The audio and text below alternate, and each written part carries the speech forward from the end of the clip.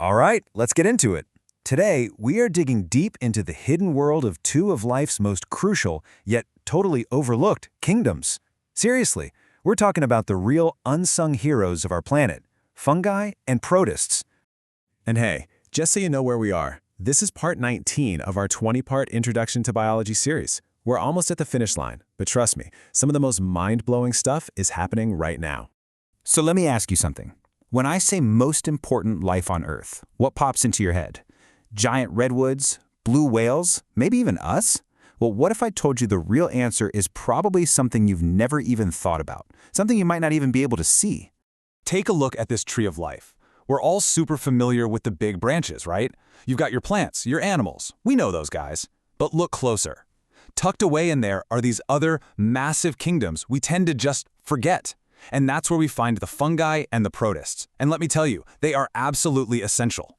So first up, let's talk about the kingdom of fungi. And I want you to forget just thinking about mushrooms on a pizza. These organisms are, without a doubt, the planet's master recyclers. Now, the first thing you gotta understand is that fungi are not plants. Nope, they can't make their own food from sunlight, and they are definitely not animals.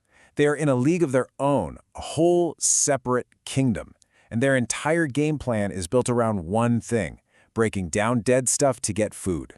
And the way they eat is, well, it's kind of wild. See, we eat first, then we digest inside our bodies. Fungi do the exact opposite. They ooze out these powerful digestive enzymes into the world around them, say onto a fallen tree. Those enzymes break the wood down into a simple, soupy meal, and then the fungus just soaks up the nutrients. It's like having your stomach on the outside. And that is why they're so unbelievably important. This whole external digestion thing makes them the best decomposers on the planet. I mean, without fungi, every leaf that ever fell, every creature that ever died, it would just pile up forever. All those vital nutrients would be locked away, and the whole cycle of life would just grind to a halt. It's not an exaggeration. Ecosystems would totally collapse. But it gets even cooler. Fungi don't just clean up messes. They're also master communicators, running a biological internet that's right under our feet. Scientists have this perfect name for it. It's just brilliant. They call it the Wood Wide Web. It's this huge hidden network that's been connecting entire forests for millions of years. So how does it work? Well, it's all about these things called mycorrhizal networks. Basically, tiny threads of fungi team up with the roots of trees and plants. It's a deal. The fungus gets a steady supply of sugar from the plant. In return, the fungus acts like a massive root extension, sucking up way more water and nutrients for the plant than it ever could on its own.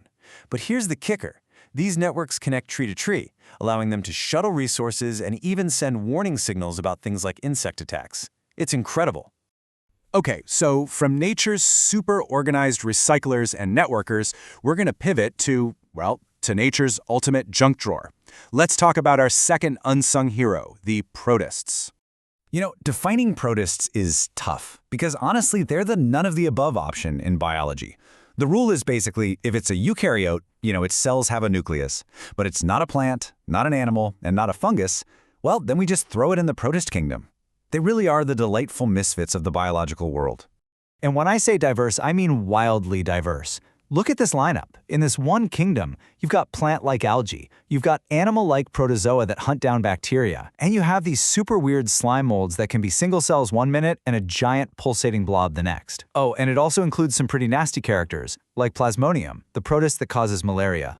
But somewhere in all that beautiful chaos, there is one group of protists that has an impact so huge you can feel it with every single breath you take. And their contribution can be summed up with just one powerful number: 50%. 50% of all the oxygen on Earth. Just let that sink in for a second. Every other breath you take, you can thank these tiny little photosynthetic protists, like algae, that are just floating around in the ocean. We always hear about rainforests being the lungs of the planet, right?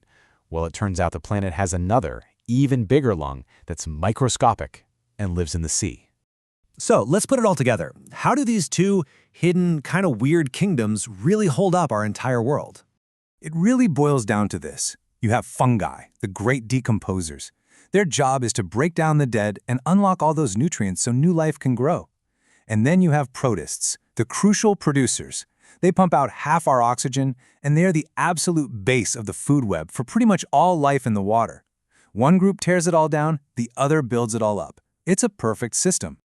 The big takeaway here is that the world we actually see and interact with, the forests, the oceans, all the animals, all of it is resting on this completely invisible foundation. Fungi and protists are like the tireless, microscopic roadies, setting up the stage so the whole show of life can even happen. And really, that just leaves you with one final thought.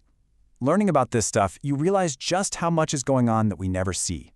It makes you wonder, if these are the heroes we've been totally ignoring, what other incredible, mind-blowing marvels of biology are we still overlooking completely?